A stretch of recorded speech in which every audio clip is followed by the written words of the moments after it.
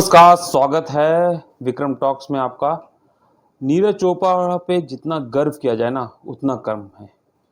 हम सब उनकी सफलता से तो वाकिफ़ हैं। गोल्ड मेडल जीतने के बाद और उसके बाद सिल्वर मेडल इस साल पेरिस ओलंपिक में, उसके बाद भी वो बंदा माफ़ी मांग रहा है। वो इसलिए क्योंकि उम्मीदें इन्होंने इतनी बढ़ा दी ना, ये गलती भी नीरज चोपड़ा की है कि 140 करोड़ भारतीय ये यकीन ही नहीं कर पा रहे कि नीरज चोपड़ा गोल्ड नहीं जीते हैं, जबकि अरशद नदीम ने अपने जीवन का सबसे बड़ा थ्रो मारा, तो वहीं उन्होंने ओलंपिक रिकॉर्ड तोड़ डाला। उसके बाद भी हम सब ऐसा लग रहा है, जबकि आपको बता दें पेरिस ओलंपिक में जो सबसे बड़ा मेडल भारत ने अचीव किया है वो है सिल्वर मेडल, और वो दिलाया किसने आपको बता दें? नीरज चोपड़ा ने। टोक्यो ओलंपिक 2020 जो कि 21 में हुआ था, लेकिन उसको टोक्यो 2020 के नाम से जाना जाता है, उसमें भारत को सबसे बड़ा पदक गोल्ड मेडल दिलाया किसने? नीरज चोपड़ा ने। मतलब आज हम अगर नीरज चोपड़ा का मेडल नहीं होता तो 70 की जगह हम 100 की रैंक के आसपास होते देश में। सबसे बड़ा मेडल लगातार 8 सालों में नीरज ने हमें दिलाया। हालांकि ये भारत की बदकिस्मती रही कि विनेश फोगाट गोल्ड मेडल जीत सकती थी, लेकिन 100 ग्राम वाली स्टोरी सबको पता ही है।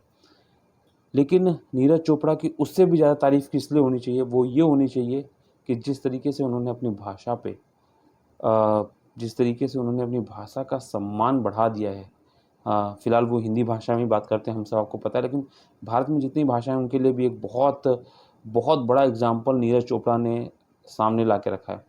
नीरज चोपड़ा की जगह कोई दूसरा खिलाड़ी होता ना, तो पिछले 4 सालों में जितनी उपलब्धियाँ हासिल किया, उसके लिए भाषा पे पकड़ पाना कोई बहुत मुश्किल काम नहीं था, और वो इंग्लिश ज़रूर सीख लेता, क्योंकि वर्ल्ड क्लास ट्रेनर्स के साथ ट्रेन हो रहे हैं, वर्ल्ड के हर कई लीग्स में भाग ले रहे हैं, ओलंपिक्स गोल्ड मेडल विजेता ऑलरेडी हैं। लेकिन इस बंदे की तारीफ़ जितनी की जाए ना उतना कम है। इस बंदे ने हमें सिखाया है कि भारत जैसे देश में जहाँ अधिकतर लोग हिंदी बोलते हैं, लेकिन जब बड़े मौके आते हैं, चाहे फ़िल्म स्टार्स को देखिए, मूवीज़ हिंदी में बनाएँगे, पिक्चर जो लाइन्स होंगी, स्टोरी जो लाइन होती हैं, वो एकदम देहाती होंगी, चाहे किसी भी मूवीज़ में आप देखिए, मिर्ज़ापुर से लेके किसी भी बॉस से। लेकिन जब वो इंटरव्यू दे रहे होते हैं ना, तो वो बात करते हैं इंग्लिश में। मैक्सिमम एक्टर्स की अगर आप बात करें तो अमिताभ बच्चन और कुछ लोगों को छोड़ दिया जाए तो अपवाद के रूप में वो इंग्लिश में बात करेंगे। Even though coffee with the करण का शो ही देख लीजिए, वो 70% इंग्लिश में होता है। लेकिन Neeraj Chopra Olympic gold medallist, Olympic silver medallist, जब इस बार पेरिस ओलंपिक में उससे कई सवाल जर्नलिस्ट पूछते हैं ना, तो खुल के कहते हैं कि कोई हिंदी में सवाल पूछ लो। मतलब एक जर्नलिस्ट थे दूसरे देश के, उन्होंने इंग्लिश में सवाल पूछा तो उन्होंने साफ कहा, कोई ये सवाल मुझसे हिंदी में पूछे तो मैं इसका बहुत बेहतर जवाब दे पाऊँगा। तो ये दिखाता है कि उन्होंने अपने खेल पे काम किया है, उन्होंने अपनी फ़िटनेस पे काम किया है। उनको नहीं मतलब कि उनको अंग्रेज़ी आती है नहीं आती है, क्योंकि उनको गर्व है कि उन्हें अपनी भाषा हिंदी बहुत अच्छे से आती है, और उस गर्व को बढ़ाया उन्होंने। क्योंकि हमने भी देखा है कि चाहे वो जोकोविच हों या दूसरे खिलाड़ी हों, नहीं आती है, नहीं आती है। वो अपनी मातृभाषा में बात करते हैं, वो अपनी भाषाओं में बात करते हैं और लोग समझते हैं। तो वही एक एग्ज़ाम्पल सेट किया है नीरज चोपड़ा ने, और इस जो एग्ज़ाम्पल सेट किया हमें सीखना चाहिए कि अंग्रेजी या किसी अन्य भाषा सीखने में कोई बुराई नहीं है। लेकिन जहाँ तक हो सके जिस भाषा में हम सरलता, सहजता और अधिकतर लोगों तक, क्योंकि नीरज को ये पता था कि इस जर्नलिस्ट का जवाब मैं अंग्रेजी में दे सकता हूँ, लेकिन मैं जवाब किसके लिए दे रहा हूँ? 140 करोड़ भारतीयों के लिए, जिसमें से अधिकतर हिंदी को ही जानते हैं।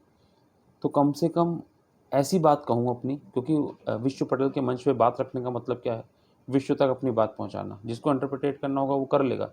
इंग्लिश चैनल्स हैं उसकी नीरज की बातों को दूसरे लैंग्वेज में चलाने के लिए। तो ये सबसे बड़ा नीरज ने करके दिखाया है। तो नीरज का ये बड़प्पन है जिस पे हम सबका गर्व तो बनता ही बनता है, लेकिन नीरज ने जिस तरीके से हमारी उम्मीदें बढ़ा दी हैं, अब उम्मीद है कि 2028 में लॉस एंजलिस में जो ओलंपिक होना है, वहाँ पे फिर से गोल्डन बॉय वापसी करेगा। लेकिन हमारे दिलों को तो ये राज कर ही रहे हैं, क्योंकि जिस तरीके से सिल्वर मेडल लाने के बाद भी, भारत का सबसे बड़ा मेडल पेरिस ओलंपिक में लाने के बाद भी जिस सहजता से उन्होंने माफ़ी मांगी है ना, दिल जीत लिया है। कुछ शब्द कम पड़ जाएंगे, बातें कम पड़ जाएंगी, लिखने लगिए तो किताब कॉपी कम पड़ जाएंगी, लेकिन नीरज ने अपनी उपलब्धियों से और अपनी सहजता से इतनी बड़ी लकीर खींच दी है कि शायद हर कोई ऐसे स्पोर्ट्समैन का ताउम्र, हम कहते हैं ना, मतलब लगातार सजदा तो करेगा ही करेगा, लेकिन साथ ही सीखना चाहिए कि आप अगर ऊंचाइयों पे भी हों तो कैसे ज़मीन से जुड़ा रहा जा सकता है।